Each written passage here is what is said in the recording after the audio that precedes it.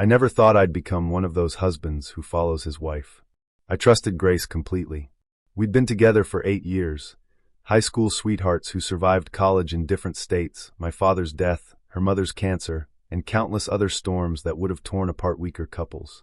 We were the couple everyone envied, the ones who made marriage look easy. But nothing prepares you for the weight of shared grief. When Grace lost our baby at 22 weeks, something inside both of us shattered. The nursery we'd painted together, soft yellow walls, white clouds on the ceiling, became a tomb we couldn't bear to enter. We'd spent months picking out tiny clothes, reading parenting books, arguing playfully over names. Olivia for a girl, Oliver for a boy. And then, in one terrible moment at the hospital, all those dreams evaporated. The weeks after the miscarriage were the darkest of my life. Grace retreated into herself, spending hours in bed, barely eating. I tried everything, cooking her favorite meals, suggesting walks in the park, offering to talk whenever she was ready. But she'd just stare past me with hollow eyes, like I was a ghost she could see through. Maybe we should try therapy, I suggested one evening, about a month after we'd lost the baby. Together, as a couple. It might help us process this. She looked at me then, really looked at me for the first time in weeks. I don't know if I'm ready to talk about it with someone else. Especially not with you there. The words stung, but I understood. Grief is personal, even when it's shared. What about individual therapy then? I pressed gently. Just for you. To help you work through everything. She was quiet for a long moment, then nodded slowly. Maybe. Let me think about it. 2 weeks later, she told me she'd found a therapist. Dr. Marcus Chun, she said, specialized in grief counseling and had great reviews. He operated out of a small private practice and preferred to work outside the constraints of insurance companies. More personal attention that way, she explained. I was just relieved she was getting help. The pattern started immediately. Every Tuesday at 6 p.m., Grace would get ready for her session. She'd dress conservatively, usually jeans and a simple blouse, and carry a small notebook she said she used to jot down insights during sessions. She'd leave with tension written across her face and return around 8 p.m. looking lighter, sometimes even smiling. How was it? I'd ask each time. Good. Really good. Dr. Chun is helping me understand that healing isn't linear. That it's okay to have bad days. She'd squeeze my hand. I think I'm starting to feel like myself again. And she was. Slowly but surely, Grace came back to life. She started cooking again, laughing at jokes, making plans for the future. She even suggested we repaint the nursery, turn it into a home office. I thought the therapy was working miracles. For 3 months, this was our routine. Tuesday evenings were sacred, her time to heal. I never questioned it, never doubted. Why would I? My wife was getting better. That's all that mattered. Until I noticed the credit card statements. It was a Sunday afternoon in late September.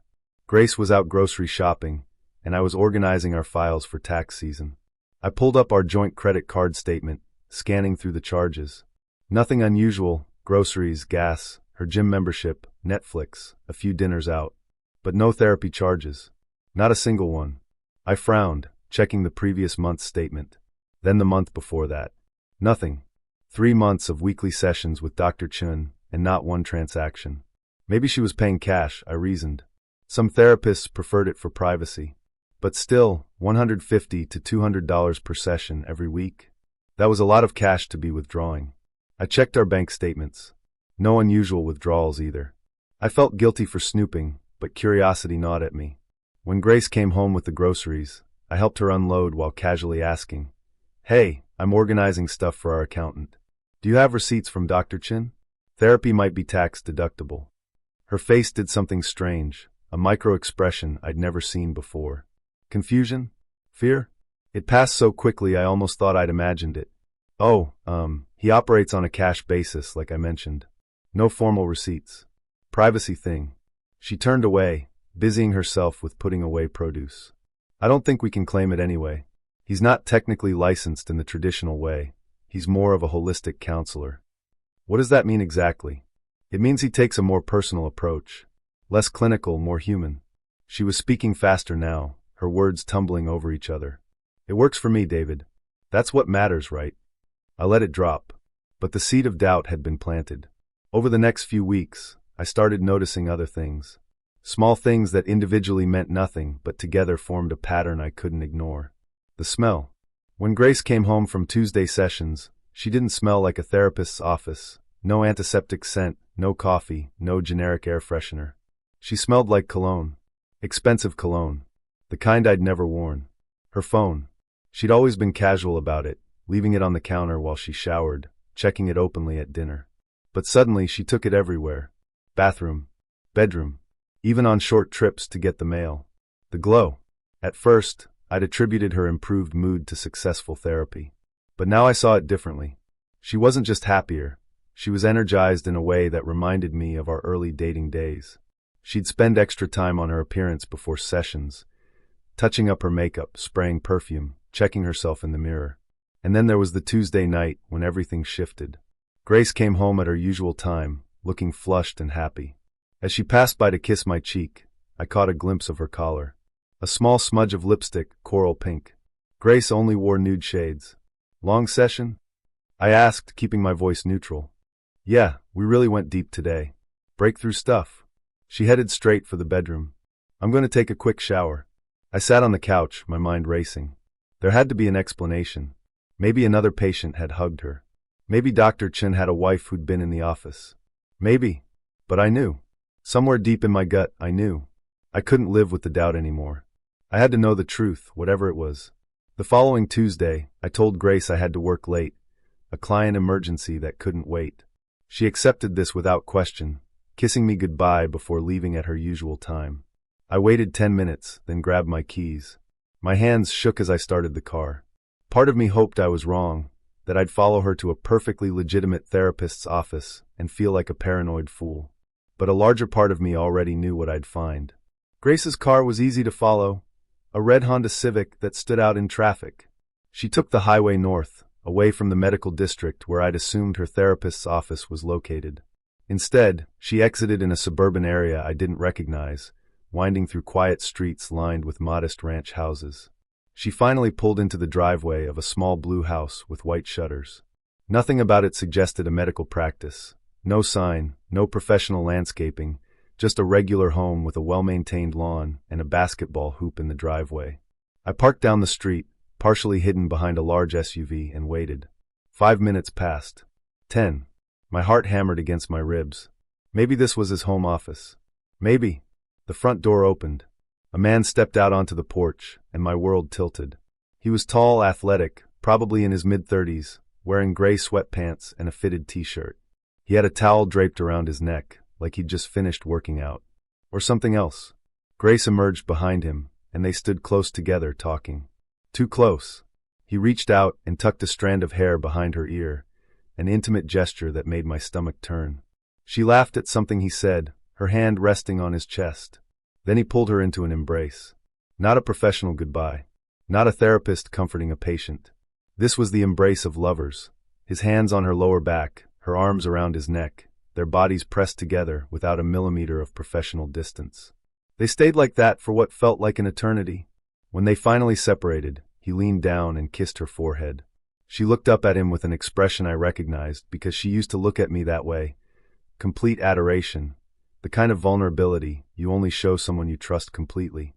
My vision blurred. I couldn't breathe. This couldn't be happening. Not Grace. Not my Grace. She got in her car, waving at him as she backed out of the driveway. I slumped down in my seat as she passed, then sat there in the darkening street, trying to process what I'd just witnessed. Dr. Marcus Chen, the grief counselor helping her heal. The sessions that were bringing back her smile, her energy, her will to live. It was all a lie. I don't remember driving home. I don't remember parking in our garage or walking into our house. The next thing I knew, I was sitting at our kitchen table in the dark, my phone in my hand. I pulled up Facebook and searched for Grace's college friends, scrolling through tagged photos from years ago. It took 20 minutes of searching, but I found him. Marcus Chen. Not Dr. Marcus Chen, just Marcus. He'd gone to college with Grace, been part of her friend group junior and senior year. In the photos, he was always hovering near her, that same adoring look in his eyes. I clicked through to his profile. No mention of being a therapist. No credentials, no practice, nothing. His profile said he worked in IT management and enjoyed basketball and craft beer. He'd been married briefly in his late 20s, but was now divorced. Recent photos showed him at parties, on hiking trips, at concerts. Living a normal life. while destroying mine. Grace came home at 8:15 p.m., humming under her breath. She found me still sitting at the kitchen table, the lights still off. "David, why are you sitting in the dark?"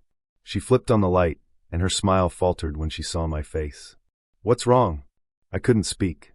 I just stared at her, this woman I'd known for 8 years, who I'd thought I knew better than anyone in the world. "David, you're scaring me. What happened?" I pulled out my phone and opened the photo I'd taken, Grace and Marcus on his porch, wrapped in that intimate embrace. I slid the phone across the table toward her. The color drained from her face. She looked at the photo, then at me, then back at the photo. Her mouth opened, but no words came out. "Who is he?" My voice sounded strange, distant. "David, Who is he? His name is Marcus. We went to college together." Her voice was barely a whisper. "Is he a therapist?" Silence. "Grace, is he a therapist?" "No." The single word fell between us like a bomb. The refrigerator hummed. A car passed outside. Normal sounds in a world that had just stopped being normal. "How long?" I asked. "It started about 3 months ago. I ran into him at the grocery store, and we started talking, and..." She trailed off, tears streaming down her face. "I never meant for this to happen." 3 months. I did the math. Since right after you started therapy. She nodded miserably. "Every Tuesday. For 3 months. You've been going to his house." I laughed, but it came out broken. "I was so happy for you. So proud that you were getting help, that you were healing. I told everyone how therapy was saving you." "David, please. Did you ever actually try therapy? Was there ever any intention of actually dealing with our loss?" I couldn't. The words burst out of her.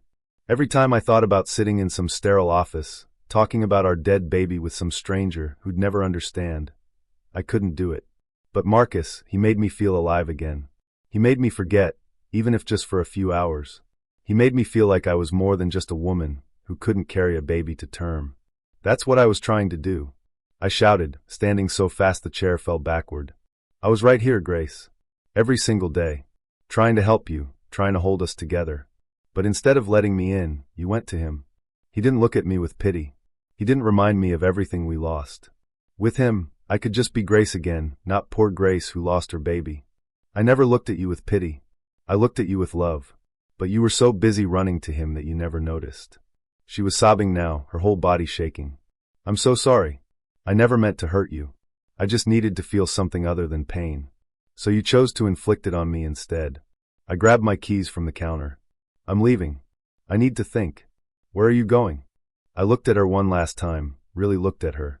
The woman I'd planned to grow old with, to raise children with, to weather every storm with. But I didn't recognize her anymore. "I don't know. But I know I can't be here." I walked out of our house and didn't look back. I spent that night in a motel, staring at the ceiling, trying to piece together how we'd gotten here.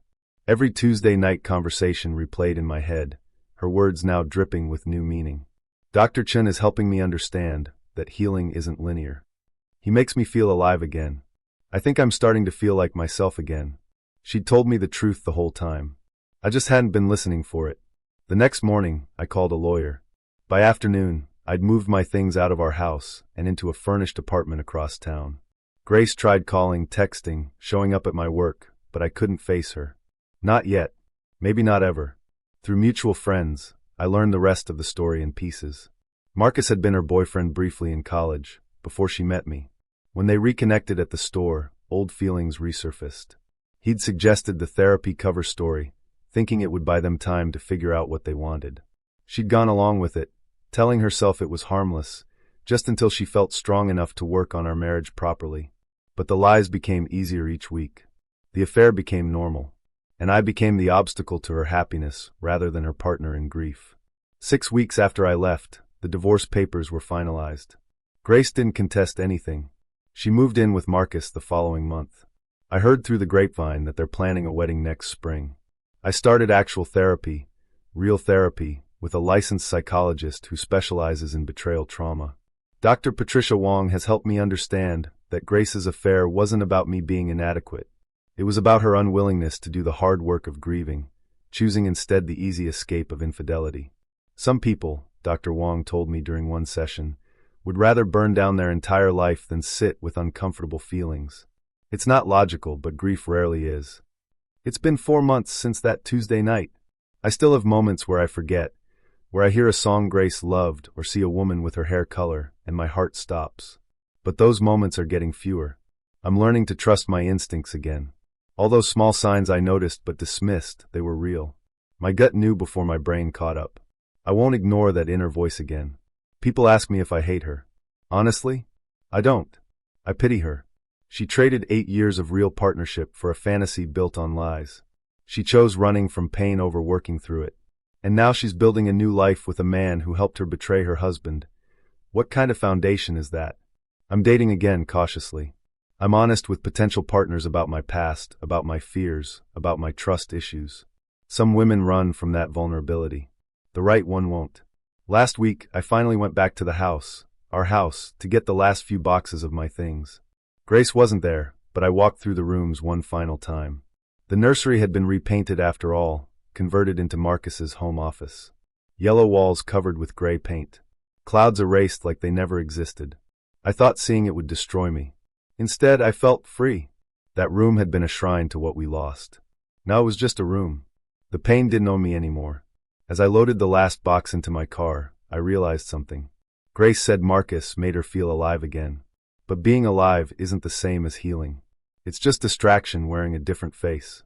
Real healing is sitting with the pain until it transforms into something you can carry. It's crying in a therapist's office, not tangling yourself in someone else's sheets. It's choosing to face the grief with your partner, not running from both. Grace never learned that. Maybe she never will. But I did. And that makes all the difference. Thank you for watching the video to the end. YouTube may no longer suggest my channel to you, so subscribe to it to receive new interesting stories. You will also help the channel grow and improve the quality of its content. A playlist with other interesting stories that you can listen to is now displayed on the screen. You can also write in the comments what stories you would like to see on the channel.